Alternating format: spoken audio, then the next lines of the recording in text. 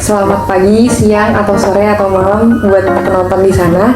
Kali ini kita dari kelompok 5 Hukum Agraria dan Properti MPP 71 akan mewawancarai Mas Eko sebagai narasumber dari Lembaga Jaminan Hutang di Indonesia, yaitu PT Pegadaian. Nah, di sini kita udah sama Mas Eko nih. Oke, mungkin kita langsung aja untuk wawancara interaktif kali. Oke Mas, di sini saya mau nanya nih, kira-kira definisi umum dari pegadaian itu apa sih? Ya. Jadi definisi umum pegadaian itu adalah pembiayaan, karena prinsipnya pembiayaan memang sedikit lain dengan bank. Kalau bank kita menyalurkan berupa uang yang dipinjamkan pada nasabah. Kalau pegadaian itu berupa barang. Jadi barang ditaksir, emas, ada emas, sepeda motor, perhiasan, kemudian laptop, handphone. Nah, kalau yang berhubungan dengan elektronik nanti lain dengan emas. Kalau emas bisa harga emas pada saat itu lain sama elektronik dan sejenisnya seperti motor, pasti 4 bulan ke depan ada penurunan lah, seperti itu. Iya. Kalau penurunan gitu berarti ada perhitungan nilainya gitu Mas? Atau penurunan nilainya itu ditentukan dari apa? Ya, katakanlah emas hari ini sebesar katakanlah 1 gramnya 1 juta. Nah, nanti yang dipinjamkan bisa 700-800 tergantung emasnya itu. Kemudian kalau motor, kita beli motor baru 20 juta, 4 bulan lagi, setengah tahun, apalagi 1 tahun, itu sudah penurunan 20% dari harga baru. Nah, seperti itu. Nanya lagi Mas, kalau misalnya di Pegadaian sendiri itu mekanisme kerjanya gimana sih Mas? Yaitu kalau mekanisme kerja, jadi Pegadaian ada orang butuh uang, jadi datang ke Pegadaian. Ya, nanti dengan bawa barang, barang itu berupa perhiasan atau motor, atau sekarang yang lebih tren kur, ya. Jadi itu kredit usaha. Nanti usahanya dilihat, dicek, nanti bisa menentukan persentase berapa yang bisa diberikan kepada nasabah. Berarti kita bisa menjaminkan usaha kita ya? Jadi dijaminkan usahanya, nanti dilihat asetnya. Asetnya itu apa? Kalau rumah warung, di situ ada meja kursi dan mungkin peralatan warung tersebut. Kalau pendapatan dari bisnisnya sendiri itu juga dilihat nggak Mas?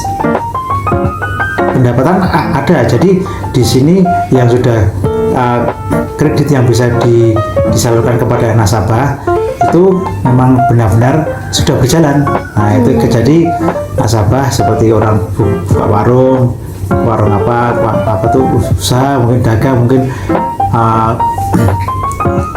pecel lele, warung angkringan tuh, dia sudah berjalan 1 tahun, otomatis dia bisa mengukur pengeluaran sehari-hari itu. Nah, jadi intinya pemberian kredit yang sudah berjalan minimal 1 tahun. Mas, yang selanjutnya, apakah pinjaman yang diberikan oleh Pegadaian dijamin oleh lembaga penjaminan utang? Oh ya, jadi pada prinsipnya Pegadaian itu bukan bank. Nah, jadi kalau zaman Belanda ya memang barter ya, itu memang salah satu yang menyalurkan kredit berupa uang, tapi Pegadaian itu bukan bank, jadi hanya barang-barangnya aja yang dijaminkan ya. Kemudian OJK-nya mengetahui, jadi kita di bawah pengawasan OJK. Untuk pertanyaan selanjutnya nih, dalam proses peminjaman utang tentunya ada resiko kayak gagal bayar gitu ya Pak. Apakah ketika terjadi gagal bayar itu ada sanksi kepada si peminjam, dan itu biasanya berupa apa ya Pak? Pertama dari waktu nasabah datang ke outlet, itu barangnya berupa emas dan sebagainya ya. Jadi setelah transaksi disepakati, di situ ada kertas, namanya kertas surat 3D. Di situ ada perjanjian berapa yang harus dibayar, persentase, kemudian bisa diperpanjang juga. Jadi kayak emas itu bisa diperpanjang 4 bulan. Nah, contohnya pinjaman 1 juta, berarti 4 bulannya sekitar 96.000 aja gitu. Jadi bunganya 1,2%. Kemudian gagal bayar nanti pada waktu mendekati lelang dari pihak pegadaian akan memberitahu. Jadi prinsipnya kita jangan istilahnya tidak semena-mena sama nasabah. Jadi harus diberitahu bahwa nasabah punya barang yang akan jatuh tempo. Nanti dibel terus serta bisa mengangsur dan bisa mencicil gitu ya. Jadi jangan sampai kena lelang gitu. Jadi intinya dalam surat perjanjian itu ada semua. Jadi sampai jatuh tempo, sampai tanggal lelang gitu, sampai barang itu dilelang. Saya punya pertanyaan tambahan Pak. Misal kalau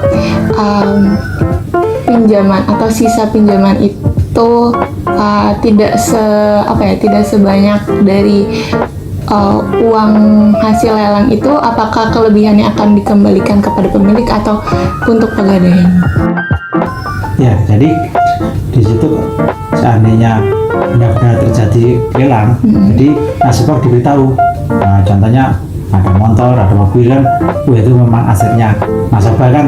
Kalau pegadaian tanpa orang atau nasabah menggadaikan barang kan nggak mungkin pegadaian bisa berkembang kan gitu. Jadi intinya didukung dulu, siapa tahu nasabah punya mau dijual sendiri, dia punya mungkin teman apa mungkin bakul awat lainnya, silakan. Yang penting nasabah tetap datang di pegadaian itu. Kalau mama nanti benar-benar dia pengen dilelangkan di pegadaian itu ada, jadi macam bukti itu dilelang dengan harga sekian, nanti uang kembalinya sekian gitu. Kalau emas ya sesuai dengan harga emas pada hari ini. Jadi langsung transaksi hari ini. Kalau dari pengalamannya Bapak selama di Pegadaian, itu ada kasus yang muncul terkait penjaminan utang gitu nggak Pak? Sama mungkin solusi dari masalah tersebut bagaimana? Ya memang kalau kita berhubungan dengan uang pasti ada juga ya. Jadi solusi yang sering, jadi nasabah itu membawa barang, itu taunya barangnya milik orang lain, milik saudara. Jadi intinya pada waktu datang ke pegadaian harus disertai dengan jelas KTP barang. Itu nanti dikopi di suratnya, barangnya ini plus KTP jelas di surat jadi satu. Berarti solusinya itu harus bawa barang pribadi kan? Ya, jadi yang benar-benar datang di sana itu walaupun itu milik orang lain, tetap yang bawa di sana itu dianggap yang punya barang. Jadi dia sebagai penanggung jawabnya atas barang itu sendiri. Jadi itu walaupun nanti tuh tahunya barangnya orang lain, di suratnya ada. Jadi yang bawa di situ itu yang punya barang. Ya, sebelumnya terima kasih Pak karena udah bersedia mau ditanya-tanya terkait penjaminan utang di Pegadaian. Semoga dari pertanyaan-pertanyaan dan jawaban yang udah diberikan oleh Bapak semoga bisa bermanfaat juga bagi teman-teman semua yang menonton video ini. Terima kasih. Terima kasih.